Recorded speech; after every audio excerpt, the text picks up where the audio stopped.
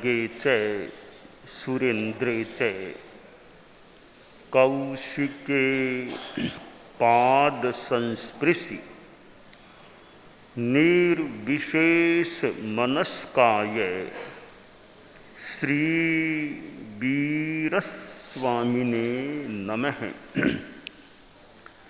उत्तरध्ययनानि आगम में कहा गया है, खुड्डेहिं सह संसज्ञिं हासम कीडम च वज्जय। संगति का प्रभाव। आदमी समाज में जीता है, सामूहिक जीवन जीता है, वहाँ संगति का भी एक विषय बन सकता है, बन जाता है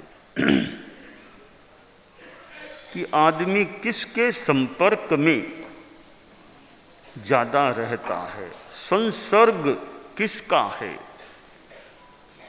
साथी उसके कौन हैं। दुनिया में मित्र भी बनाए जाते हैं, बच्चों के भी अपने फ्रेंड्स हो सकते हैं, बड़ों के भी अपने मित्र हो सकते हैं, संतों में भी कोई किसी से मित्रता या थोड़ी निकटता ऐसा हो सकता है। मित्र बनाए जाते हैं या बन जाते हैं, उनका फिर संपर्क संसर्ग उठ बैठ का क्रम भी रह सकता है। विद्यार्थी स्कूल में पढ़ते हैं, वहाँ भी अपने अपने कोई मित्र हो सकते हैं। शास्त्रकार ने एक दिशा निर्देश देते हुए मानो आगाह किया है, खुड्डेहिं सह संसज्ञिं वज्जय हासम कीडम च वज्जय, कि संगति संसर्ग क्षुद्रों की मत करो। एकदम निषेध नहीं किया है कि संगति करो ही मत, क्षुद्रों की संगति संसर्ग मत करो। जिनकी प्रकृति क्षुद्र है, आदतें अच्छी नहीं हैं, जीवन में उच्चता नहीं है, क्षुद्रता नीचापन है, संस्कार अच्छे नहीं हैं, भाषा का प्रयोग भी जिनका अच्छा नहीं है, धर्म अहिंसा अध्यात्म इनका कोई विशेष प्रभाव उनके जीवन में नहीं है। एक आदमी प्रकृति से बहुत अच्छा हो सकता है, तो दूसरा आदमी प्रकृति से नीचा हो सकता है। आकृति और प्रकृति, आकृति के आधार पर कोई विश्लेषण किया जा सकता है, शरीर के चिन्ह पद चिन्ह इनके आधार पर कोई विश्लेषण भी करने वाले करें तो कर सकते हैं, परंतु आकृति और प्रकृति इन दोनों में हम महत्वांकन करने का प्रयास करें।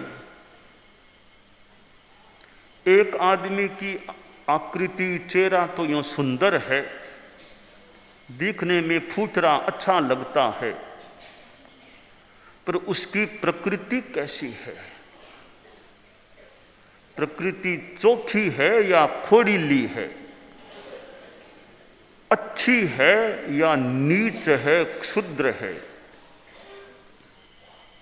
आदमी आकृति से कोई यूं एक दृष्टि से बड़ा नहीं होता, प्रकृति से बड़ा होता है और प्रकृति से ही छोटा होता है।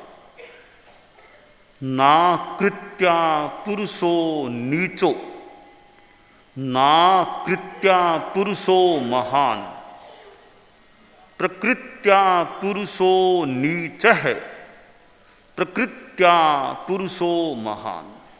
नाकृत्या पुरुषो नीचो, नाकृत्या पुरुषो महान, प्रकृत्या पुरुषो नीचः, प्रकृत्या पुरुषो महान।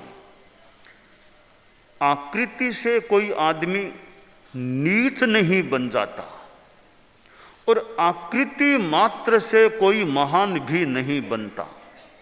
तो फिर किससे उच्च नीच बनता है कि प्रकृति से आदमी उच्च बनता है और प्रकृति से ही आदमी नीच बन सकता है। परम पूज्य श्री का जो चोखी प्रगत रो धनी खोडीली प्रगत को धनी, ये जो गीत हैं उनसे भी जानकारियां मिल सकती है। और शॉर्ट में थोड़ा सा देखें तो प्रकृति अच्छी या महानता वाली कौन सी? नमन खमन अरु दीनता, सबका आदर भाव, कहे कबीरा वही बड़ा, जाका बड़ा स्वभाव। नमन खमन अरु दीनता, सबका आदर भाव, कहे कबीरा वही बड़ा, जाका बड़ा स्वभाव। कबीरा सो कोसा फिर्यो, मिनखा तणो सुकाल, जाको देखे दिल ठरे, ताको बड़ो अकाल। कि मनुष्य तो बहुत देखे हैं, पर जिनको देखने से दिल ठर जाए ऐसे मनुष्यों का अकाल है। तो महान कौन? कि नमन खमन अरु दीनता, जिसमें नम्रता है, अहंकार नहीं है, यह महानता की एक कसौटी है। खमन क्षमा, क्षमण क्षपण, जो सहनशील है, क्षमा करने वाला है, आवेश गुस्सा नहीं करता, कैसी भी स्थिति आ जाए शांत रह सकता है, वो क्षमाशील आदमी महान है। और दीनता, अपने आराध्य के सामने बिल्कुल छोटा बन जाता है, झुक जाता है। तो आराध्य के प्रति भक्ति भाव है, वो महान है। तो चौथी बात बताई, सबका आदर भाव, सबके प्रति आदर भावना रखे, कोई से लड़ाई झगड़ा फालतू करना ही नहीं। राड़ आदि बाढ़, फालतू राड़ झगड़े में जाना ही नहीं अपने, तो अच्छा काम करो। बेकार लड़ाई झगड़ा राड़ इनमें नहीं पड़ना चाहिए, अपना शांति में रहो। तो नमन खमन अरु दीनता, सबका आदर भाव। अब सारांश बता दिया, कहे कबीरा वही बड़ा, जाका बड़ा स्वभाव। कि शॉर्ट में बात यह है कि बड़ा वही है जिसका स्वभाव प्रकृति, स्वभाव जिसका बड़ा, वो आदमी बड़ा होता है। तो आकृति से कोई बहुत सुंदर नहीं भी है। हमारे संतों को हम देखें, कोई की आकृति बहुत ज़्यादा सुंदर नहीं भी है तो कोई खास बात नहीं है। प्रकृति पर हम ज़्यादा ध्यान दें कि मेरी प्रकृति अच्छी रहनी चाहिए। चेहरे का सुंदर हो सकता है, नामक्रम का कोई शुभ नामक्रम का योग हो, चेहरा भी सुंदर मिल जाए।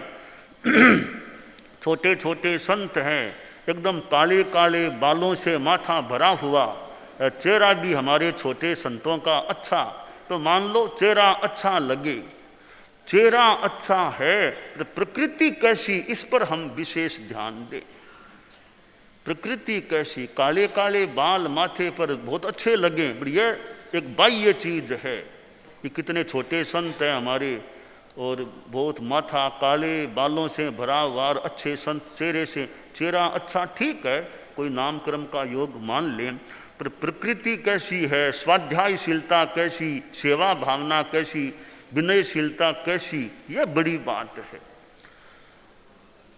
तो आकृति बहुत बढ़िया नहीं भी हो, पर शरीर सक्षम चाहिए, शरीर स्वस्थ चाहिए। तो आकृति भले थोड़ी सामान्य भी चलेगी, शरीर की सक्षमता रहनी चाहिए, स्वस्थता रहनी चाहिए। तो आकृति भले सामान्य हो, शरीर की सक्षमता, स्वस्थता वो रहनी चाहिए।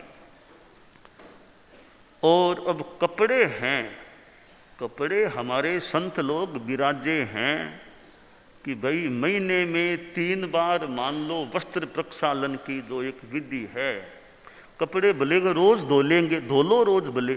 कपड़े बहुत ज़्यादा उजले हो भी गए बहुत बड़ी बात नहीं है, सामान्य साफ सुथरे कपड़े ठीक हैं।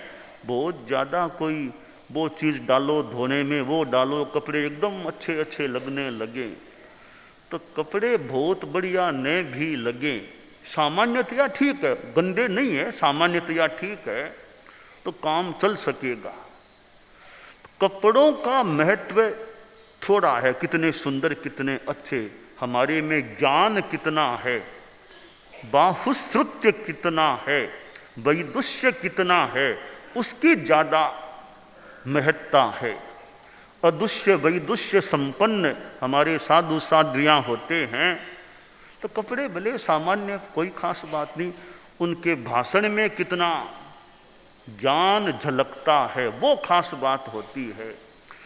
तो आकृति सुंदर ज़्यादा न भी हो, शरीर सक्षम और स्वस्थ होना चाहिए। कपड़े बहुत बढ़िया न भी हों पर ज्ञान हमारा अच्छा हो, भाषण अच्छा दे सकें, अच्छा उत्तर दे सकें।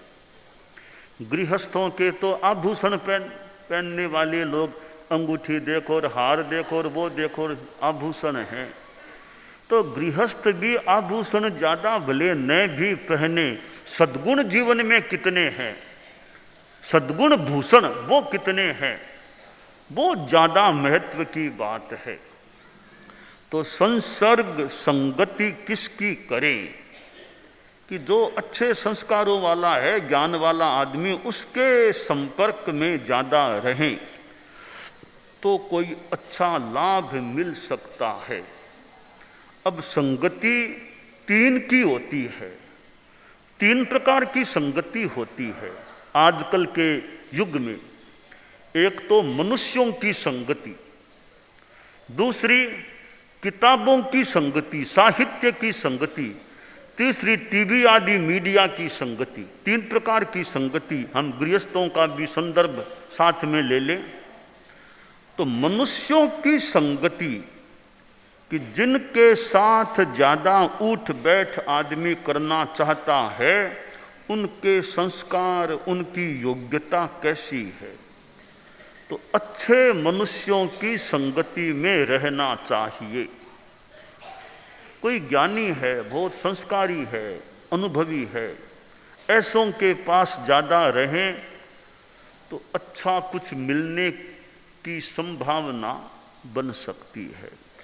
तो मनुष्यों की संगति यानी सत्य संगति, अच्छे मनुष्यों, सताम संगति, संतों की या अच्छे सज्जनों की, मनुष्यों की संगति करना नंबर 1 की बात है। दूसरे प्रकार की संगति है साहित्य संगति। आदमी साहित्य कैसा पढ़ता है, हम बढ़िया किताबें पढ़ेंगे तो बढ़िया संस्कार भीतर में, भीतर के चेतन में, भीतर के मन में, भीतरी चेतना में अच्छे संस्कार जा सकते हैं। Conscious mind, subconscious mind, unconscious mind. अब वो किताबें हम जैसी पढ़ते हैं उनकी बातें भी भीतर में जा सकती। कई बार रात्रि में सपने आते हैं, सपना आता है। अब दिन में हमने जो कुछ पढ़ा, जो व्यवहार किया, कभी उसका थोड़ा अंश रात को सपने में भी आ सकता है, क्योंकि भीतर में वो चीज गई है। किसी आदमी से बहुत मिले हैं तो कभी सपने में भी उस आदमी का कुछ आकृति, कुछ मिलना हो सकता है। अब कई बार मान लो कुछ तो वो मेंटल प्रोजेक्शन, मानसिक हमारे जो दिमाग में बातें भरी हैं, सपने में कुछ वे बातें आ सकती हैं। अब जैसे गुरुदेव तुलसी के पास बहुत रहे हैं तो कई बार सपने में गुरुदेव तुलसी दिखाई दे सकते हैं। आचार्य श्री महाप्रज्ञ जी के पास ज़्यादा संपर्क रहा तो कभी कभी सपने में कि आचार्य श्री विराजे हैं या बात कर रहे हैं, ऐसा कभी सपने में दिखाई दे सकता है। और कभी कभी सपने में कोई समस्या का समाधान भी कहीं कोई किसी को मिल जाए तो मिल जाए। तो हमारे भीतर में इतनी बातें हैं, चेतन में अब अनकॉन्शियस माइंड, जो भी सबकॉन्शियस माइंड, कॉन्शियस माइंड भीतर में चली जाती हैं। तो प्रश्न होता है कि सपने में मान लो गुरु दिख गए तो क्या गुरु खुद आए हैं क्या? वो हमारी स्मृति, हमारे संस्कार ही कहीं वो सपने में हमें वो आकृति वो दिखने लग जाए। तो ये चिंतन की सामग्री की बात है भी कि जो दिखते हैं वो वास्तव में वे ही आते हैं। कोई कई आचार्य भिक्षु ने दर्शन दिए, मुझे स्वामी जी ने दर्शन दिए हैं, ऐसा संदेश दिया है कि अब ऐसा करो ऐसा करो। तो वास्तव में स्वामी जी पधारे हैं या कोई हमारे ही कोई भीतर में कोई ऐसा कोई जगत संस्कारों का, श्रद्धा का, आस्था का, और हमें कुछ दिखने लग गया। तो वास्तव में वो आत्मा या वो आत्मा प्रयास करके हमें दिखाती है या हमारे ही संस्कार हमें कुछ दिखा देते हैं। तो अब ये किसी की कृष्ण के प्रति भक्ति है, कृष्ण के प्रति, उसको सपने में श्री कृष्ण दिख जाए कि वो ऐसा बता रहे हैं, तो वो कृष्ण का भक्त है तो उसे कृष्ण दिखाई दे दें। कोई आचार्य भिक्षु का भक्त है, उसको आचार्य भिक्षु दिखाई दे दें। कोई गुरुदेव तुलसी आचार्य महाप्रज्ञ जी के पास ज़्यादा रहा हुआ है, उनको वे दिखाई दे दें।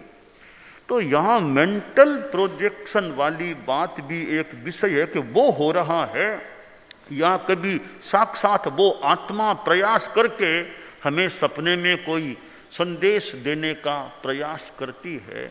तो यह हमेशा वो आत्मा कोई दिखती है, वो प्रयास करती है, कभी कोई दिख जाए, कभी कोई खुद के भीतर के भावों से कुछ वो दिखने लग जाए। तो सच्चाई अब जो भी है एक चिंतन की सामग्री है कि वो भीतर के संस्कार ही कई बार सपने में ऐसे कुछ दिखाने लग जाएं, अथवा कभी कोई साक्षात वो आत्मा प्रयास करके हमें कोई संबोध या संदेश देने का प्रयास करती है। तो हम जो पढ़ते हैं, अच्छा साहित्य पढ़ेंगे तो वो अच्छी संगति है, अच्छी साहित्य संगति है।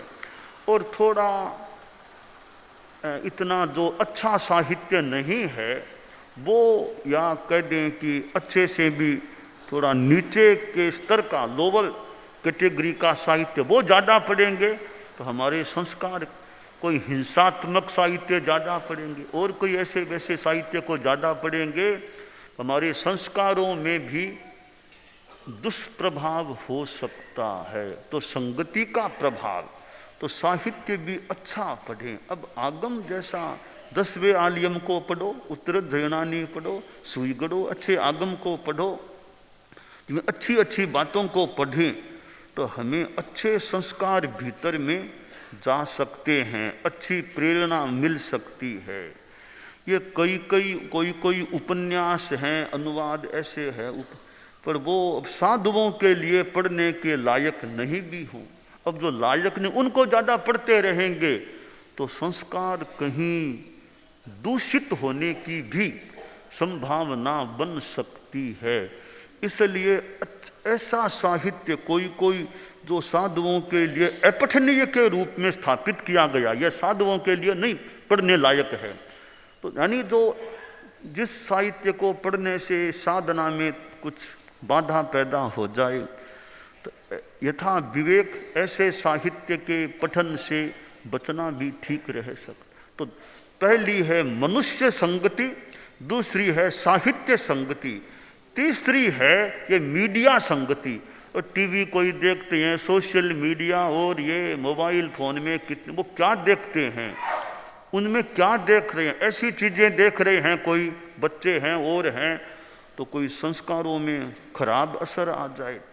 टीवी में भी अच्छी बातें देखते हैं, कोई संतों का, गुरुओं का प्रवचन अच्छा सुनते हैं, धर्म गुरुओं की वाणी सुनते, और कोई ज्ञान की बातें सुनते हैं तो अच्छी जानकारी, अच्छे संस्कार मिल सकते हैं। और ऐसे वैसे दृश्यों को ज़्यादा देखा जो बच्चों के काम का नहीं है, उनको देखने से वो कोई संस्कारों पर दुष्प्रभाव भी पड़ जाए तो पड़ जाए। तो 3 प्रकार की संगति, मनुष्य संगति, साहित्य संगति और मीडिया संगति, ये तीनों प्रकार की संगतियों पर ध्यान दिया जाए। खुड्डे हिम सह संसज्ञिम हासम तीडम च वज्जय। क्षुद्रता तो नहीं है ना, जिन मनुष्यों की संगति करूं उनमें क्षुद्रता है या उच्चता है। जो साहित्य में पढ़ूं वो साहित्य किस स्तर का है, निम्न स्तर का तो नहीं है ना, जिसको पढ़ने से खराब संस्कार आ जाए।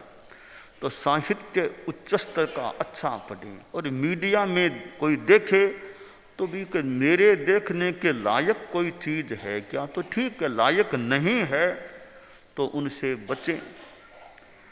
तो हमारे साधु साधियों में तो खैर एक व्यवस्था है, सीमा है कि यूँ टीवी आदि के ये पिक्चर इनसे बच के रहना।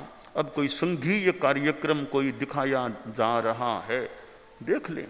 और वर्तमान में योगक्षेम वर्ष के मान लो कार्यक्रम, ये प्रवचन आदि कोई YouTube आदि के माध्यम से कोई लोग देख रहे हैं, भवन आदि में टीवी या कुछ लगा हुआ है, साधु साधियाँ भी वहीं हैं, तो वो भी भले देख लो। रोज के प्रवचन आ रहे हैं, और कोई भी क्लास आदि का कोई आता हो, अच्छा हो, साधु साधियाँ दूर बैठे भी देख लिया। कोई अभी फिलहाल वर्तमान में कोई उसका भी निषेध नहीं है कि अच्छी चीज़ों को देख लो, कोई ज्ञान मिले। कि सब तो यहाँ आ नहीं पाए, तो दूर बैठे जितना ले सकें।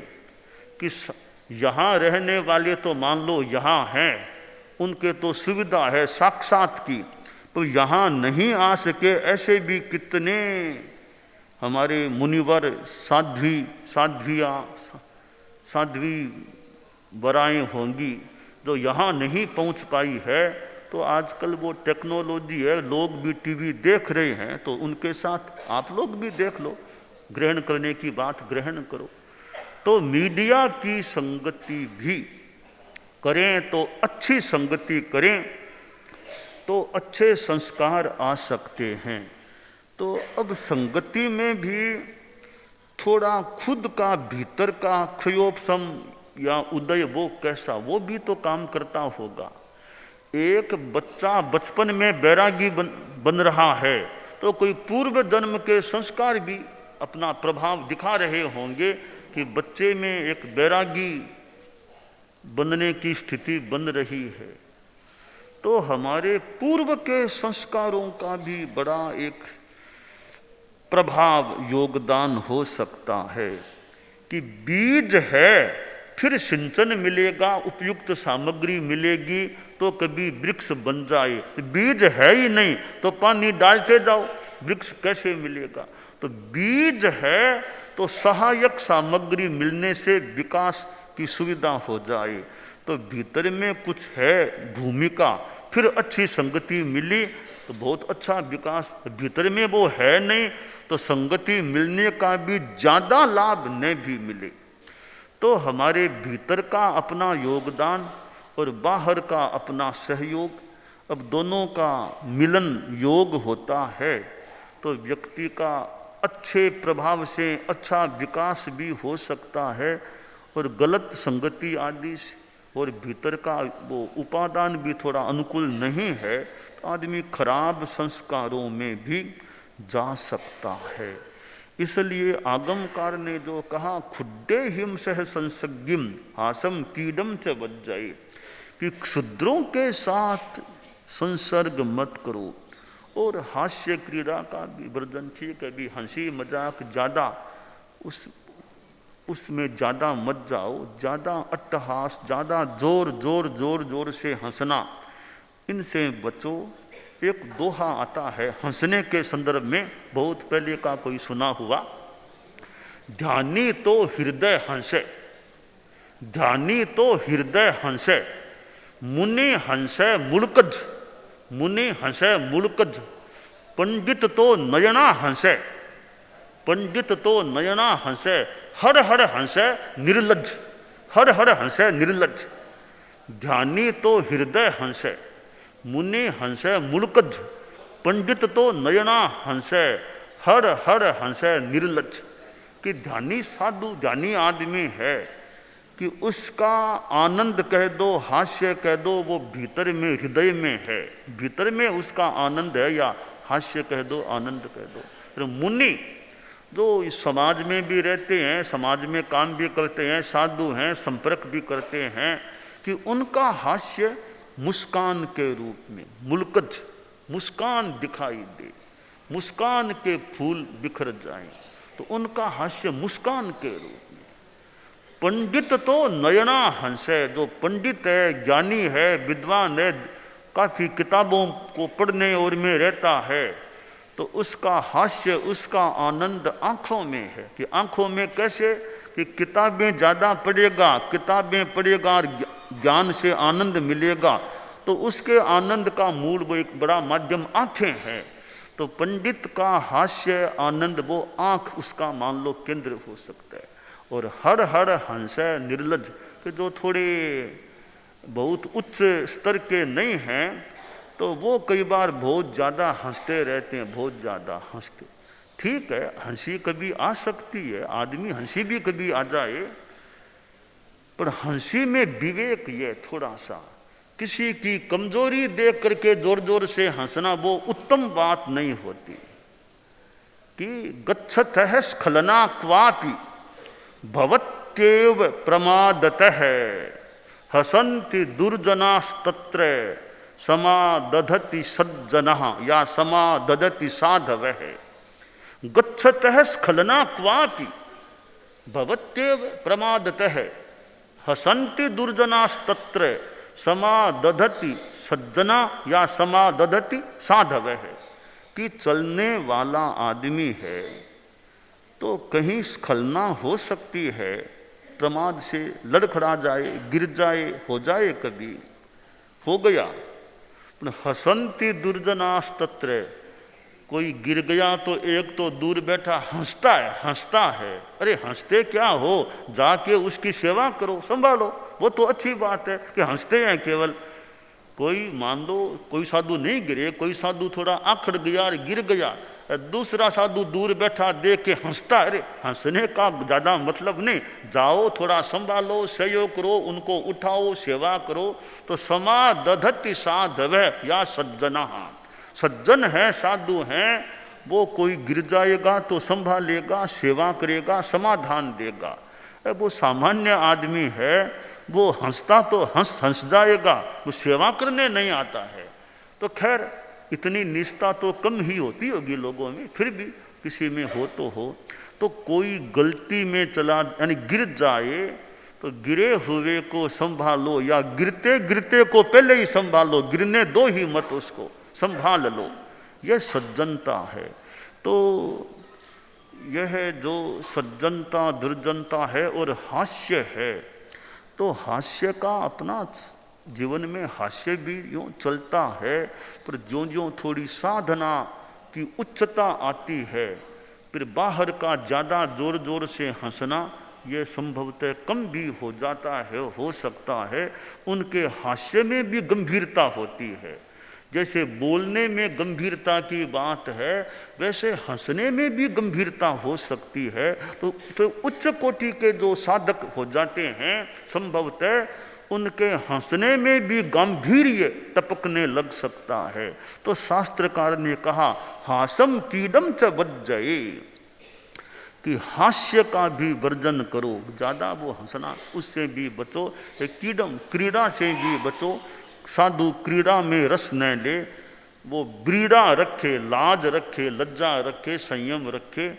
तो ये शास्त्रकार ने जो संदेश दिया है 2 चरणों में, कि खुड्डे हिम सह संसज्ञम हासम कीडम च वज्जये, हमारी जीवन शैली की दृष्टि से और व्यवहार की दृष्टि से इसका महत्व है। हमारे योगक्षेम वर्ष में वो व्यावहारिक प्रशिक्षण का भी कोई विषय है। हमें आगम वांग्मय से भी व्यवहार संबंधी प्रशिक्षण भी प्राप्त हो सकता है। यह व्यवहार का ही मानो प्रशिक्षण दिया गया। मान लें कि खुड्डे हिम सह संसज्ञम हासम चीदम च वज्जय, यह व्यावहारिक एक जीवन शैली का एक प्रशिक्षण है। तो हम ये शास्त्रों की जो हमारी बातें हैं इनका जितना उपयोग कर सकें। तो आज के वक्तव्य का सार है कि हमारी संगति 3 प्रकार की, मनुष्य संगति, साहित्य संगति, मीडिया संगति, ये तीनों संगतियां जो करें वो अच्छों की करें, ऐसा ध्यातव्य है। और हास्य में भी आदमी ध्यान दे, थोड़ा बड़ा हो जाए। एकदम बच्चे तो ठीक है, बच्चे तो जोर से भी हंस ले, बच्चे हैं, उनका बचपन है, शैशव है। थोड़े बड़े हो जाएं, थोड़े चिंतनशील हो जाएं, तो उनके हास्य में भी थोड़ी गंभीरता आने लग जाए तो जीवन की शैली, जीवन के लिए अच्छी बात संभवतः हो सकती है।